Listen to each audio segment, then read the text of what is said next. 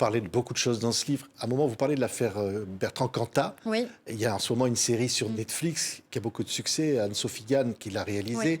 Au final, Bertrand Cantat a fait 5 ans de prison. Et, À peine, oui. oui, vous vous dites, la loi à l'époque a fait ça, aujourd'hui il faudrait, ça C'est devrait pas plus tant être la comme loi ça. à l'époque, et d'ailleurs, Anne-Sophie Jean, elle avait d'abord écrit un livre, et puis ensuite, elle a fait ce formidable documentaire sur Netflix, que j'invite tout le monde à lire ou à voir, qui nous réinterroge sur la manière avec laquelle on avait compris ce qui se passait au moment de l'affaire, qui s'appelait d'ailleurs l'affaire Bertrand Cantat, et non l'affaire Marie Trintignant. Marie Trintignant, elle n'est pas morte d'amour.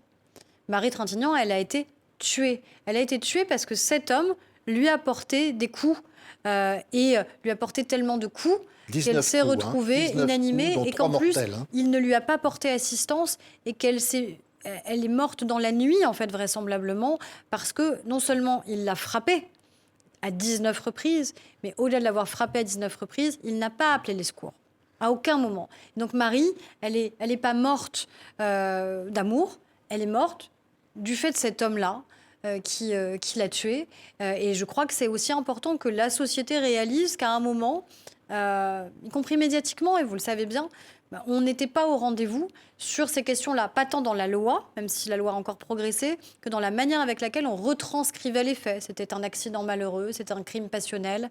C'était finalement Bertrand Cantat qui était la victime. C'était le passé de Marie Trintignant qu'on venait mettre en cause sur la place publique parce que sa vie personnelle, parce qu'elle avait été mariée plusieurs fois.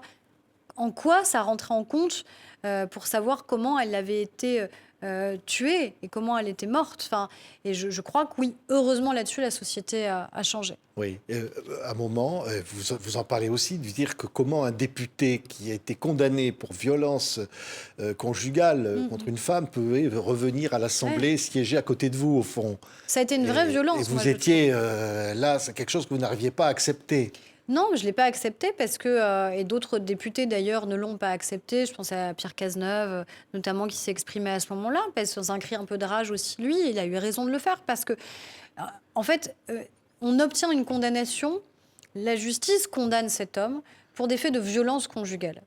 Et quelques semaines à peine après, il revient à l'Assemblée et il s'exprime à l'Assemblée comme si de rien n'était. Comme s'il ne s'était rien passé. Et je sais que ça pose évidemment des questions. Ça pose des questions sur le fait que la peine ait existé, sur la capacité à se réinsérer dans la société. Mais de la même manière que moi, je ne peux plus écouter un album de Noir Désir après ça. Parce qu'à la fin, quand j'entends Noir Désir, même si c'était un groupe que, comme des millions de Français, j'adorais, j'entends la voix d'un homme qui a porté des coups sur une femme. Et donc, il y a aussi ce devoir de décence qui doit pouvoir exister dans la société et qui me paraît essentiel, d'autant plus quand on est un personnage public, quand on a accès à la parole publique.